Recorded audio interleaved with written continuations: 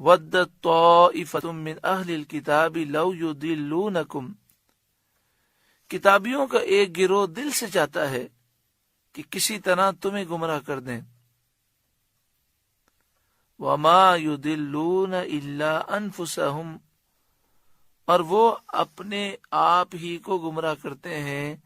وَمَا يَشْعُرُونَ، اور انہیں شعور نہیں. تو ان کی کوششیں بیکار ہیں. صحابہ کرام حضرت حذیفہ بن یمان، حضرت عمار بن یاسر، حضرت معاذ بن جبل اور دیگر صحابہ کرام جنہوں نے حضور سے محبت کی، ایمان ان کے دلوں میں نقش ہے، یہ ان صحابہ کرام کو گمراہ ہرگز نہ کر سکیں گے. یا اہل الکتاب، اے کتابیوں، لما تکفرون بآیات اللہ، اللہ کی آیتوں سے کیوں کفر کرتے ہو، کیوں اللہ کی آیتوں کا انکار کرتے ہو. وَأَنْتُمْ تَشْهَدُونَ، حالانکہ تم خود گواہ ہو، اور تمہاری کتابوں میں سید عالم صلی اللہ علیہ وسلم کی نعت و صفت موجود ہے، اور تم جانتے ہو کہ یہ نبی سچے ہیں، برحق ہیں، ان کا دین سچا دین ہے. یا اہل الکتاب، اے اہل کتاب، اے کتابیوں، لما تلبسون الحق بالباطل، حق میں باطل کیوں ملاتے ہو، اپنی کتابوں میں تحریف و تبدیل کر کے حق کے اندر باطل کیوں ملاتے ہو. حق سے مراد توریت شریف ہے، اور باطل سے مراد وہ عبارتیں ہیں جو یہودی اپنی طرف سے لکھتے اور کہتے یہ اللہ کی کتاب ہے. اسی طرح عیسائیوں کا معاملہ تھا. وَتَكْتُمُونَ الْحَقَّ، اور حق کیوں چھپاتے ہو. وَأَنْتُمْ تَعْلَمُونَ، حالانکہ تمہیں خبر ہے، تم جانتے ہو.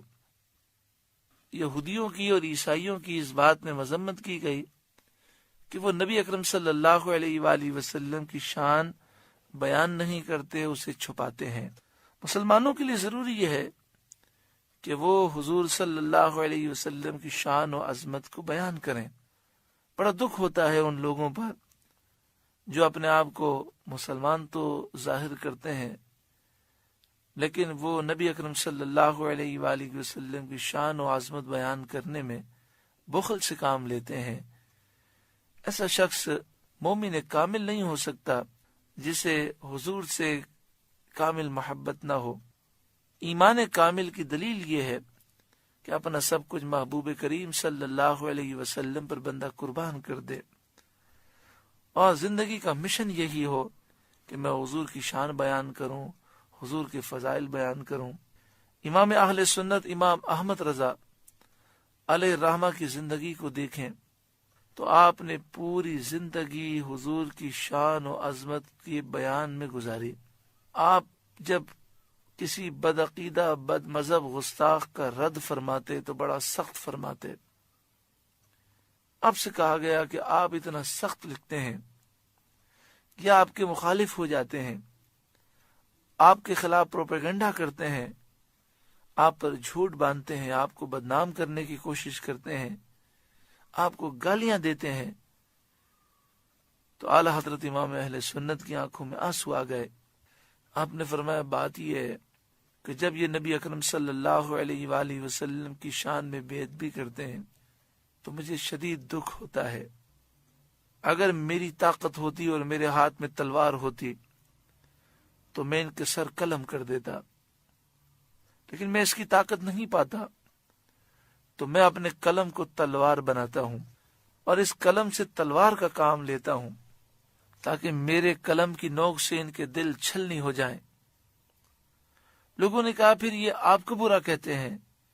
آپ نے فرمایا میں سخت الفاظ اسی لیے استعمال کرتا ہوں کہ یہ میرے محبوب کی گستاخی نہ کریں، مجھے گالیاں دیں، مجھے برا کہیں. جب تک یہ مجھے برا کہتے رہیں گے میرے محبوب کی گستاخی نہیں کریں گے. دیکھیں آج کے دور کے اندر کوئی شخص بھی اپنی پی آر کو خراب نہیں کرنا چاہتا. آج لوگ پیچھے سے تو باتیں کرنے کے لیے تیار ہو جاتے ہیں، لیکن کہا جائے کہ ذرا سامنے جا کر کہیے تو سامنے آنکھوں میں آنکھیں ڈال کر کوئی نہیں بولتا. لیکن اعلیٰ حضرت امام اہل سنت نے اپنی عزت کی پرواہ نہیں کی. آپ نے انگریزوں کے خلاف لکھا، عیسائیوں کے خلاف، یہودیوں کے خلاف، ہندوؤں کے خلاف، نیچریوں کے خلاف، قادیانیوں کے خلاف، پرویزیوں کے خلاف، جو حدیث کے منکر تھے ان کے خلاف، جو بزرگان دین کی برائی کرنے والے تھے ان کے خلاف، بد عقیدہ، بد مذہب، جو صحابہ کرام کے گستاخ تھے ان کے خلاف، سب کے خلاف آپ نے لکھا اور بالکل واضح الفاظ میں ان کا رد فرمایا. یہاں تک کہ جب آپ کا وصال قریب تھا، آپ علیل تھے، تو اس موقع پر وہ فتویٰ لکھا کہ ہندو مسلم بھائی بھائی نہیں ہے. جو مسلمان کہلانے والے ہندو مسلم بھائی بھائی کا نعرہ لگاتے ہیں وہ غلطی پر ہیں. تو یہ فتویٰ جب آپ لکھوا چکے تو آپ کی خدمت میں عرض کیا گیا کیا یہ فتویٰ آپ شائع کریں گے؟ آپ نے فرمایا ہاں. تو آپ سے کہا گیا کہ دیکھیں، ہندو، عیسائی، یہودی، انگریز، بد عقیدہ، بد مذہب سب آپ کے مخالف ہیں، اور یہ فتویٰ شائع ہوگا، یہ فتویٰ جو آپ نے لکھا ہے، تو جو مسلمان کہلانے والے ہیں، جو ہندو مسلم بھائی بھائی کے نعرے لگا رہے ہیں، وہ بھی سیاسی طور پر آپ کے خلاف ہو جائیں گے، آپ تنہا رہ جائیں گے. تو اعلیٰ حضرت امام اہل سنت نے کہا کہ کیا سب حق کہنا چھوڑ دیں تو احمد رضا بھی حق کہنا چھوڑ دے؟ اللہ کی قسم، روئے زمین پر اگر کوئی بھی حق بیان کرنے والا باقی نہ رہا تب بھی احمد رضا حق بیان کرتا رہے گا. اعلیٰ حضرت امام اہل سنت کے خلاف اخبارات میں پورے فیچر لکھے گئے. کسی نے یہ کہا کہ یہ قادیانی ہیں، کسی نے کہا یہ عیسائی ہیں، کسی نے کہا یہ انگریزوں کے ایجنٹ ہیں، کسی نے کہا یہ ہندوؤں کے ایجنٹ ہیں، کسی نے کیا الزام لگائے، کسی نے کیا الزام لگائے. لیکن اعلیٰ حضرت امام اہل سنت حضور کی ناموس پر پہرا دیتے رہے. لوگوں نے کہا کہ آپ ان کا جواب لکھیں، ہم ان کے خلاف کیس کرتے ہیں کہ انہوں نے آپ پر جھوٹے الزامات لگائے ہیں. کسی نے کہا آپ 3 سطر لکھ کر دے دیں، سارے اخبارات میں شائع کر دیتے ہیں کہ یہ سب جھوٹ ہے، میرا اس سے کوئی تعلق نہیں. اعلیٰ حضرت کی آنکھوں میں آنسو آ گئے. آپ نے فرمایا میں نے قسم کھائی ہے کہ یہ میرا قلم صرف حضور کی عزت کے دفاع میں چلے گا، میں اپنی عزت کو بچانے کے لیے اس قلم کو نہیں چلاؤں گا.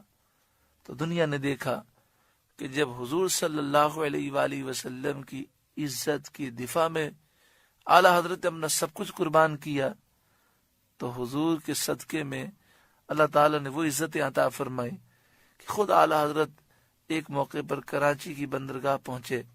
جب آپ دوسری مرتبہ حج کر کے واپس آ رہے تھے، جہاز کو بامبے جانا تھا، تو سمندری طوفان کی وجہ سے جہاز کراچی آیا. 3 دن جہاز کراچی کے ساحل پر رہا. اعلیٰ حضرت فرماتے ہیں یہاں کسی سے میری ملاقات نہیں ہوئی کیونکہ میں کسی کو نہیں جانتا تھا اور کراچی کے لوگوں میں سے کوئی مجھے نہیں جانتا تھا.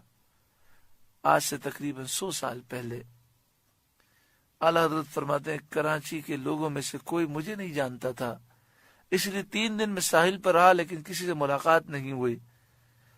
لیکن آپ دیکھیں جب انہوں نے ساری زندگی حضور کی ناموس کی حفاظت میں صرف کی، سب کچھ قربان کیا، تو آج کراچی کے لاکھوں کروڑوں لوگ اعلیٰ حضرت امام اہل سنت سے عقیدت رکھنے والے ہیں. اور جب اعلیٰ حضرت امام اہل سنت کا وصال ہوا تو شامی بزرگ ملک شام میں تھے، آنکھ لگ گئی، اونگ آ گئی، دیکھا دربار سجا ہوا ہے، دربار رسالت میں خاموشی ہے جیسے کسی کا انتظار ہو رہا ہے. عرض کرتے ہیں یا رسول اللہ صلی اللہ علیہ وسلم کس کا انتظار ہے؟ تو پیارا آقا صلی اللہ علیہ وسلم نے فرمایا احمد رضا کا انتظار ہو رہا ہے. ہند کے احمد رضا. پوچھا ہند میں کہاں؟ فرمایا بریلی کے. آنکھ کھلی، رخت سفر باندھا اور سفر کرتے ہوئے جب بریلی شریف پہنچے تو بتایا گیا کہ اعلیٰ حضرت کا تو وصال ہو گیا. آپ کے شہزادے سے ملاقات ہوئی اور کہا مجھے بتائیے کس وقت وصال ہوا. جب اس وقت کا اندازہ لگایا تو وہ بڑے حیران ہوئے کہ وہی دن تھا، وہی وقت تھا. مجھے اونگ آ گئی تھی، آنکھ لگ گئی تھی، اور یہ منظر میں نے دیکھا.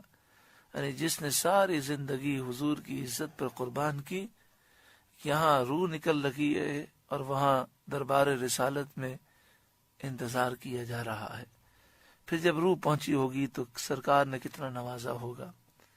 تو میں کر رہا تھا کہ یہاں یہ بیان کیا گیا کہ یہودی نبی اکرم صلی اللہ علیہ وآلہ وسلم کی تعریفیں چھپاتے تھے.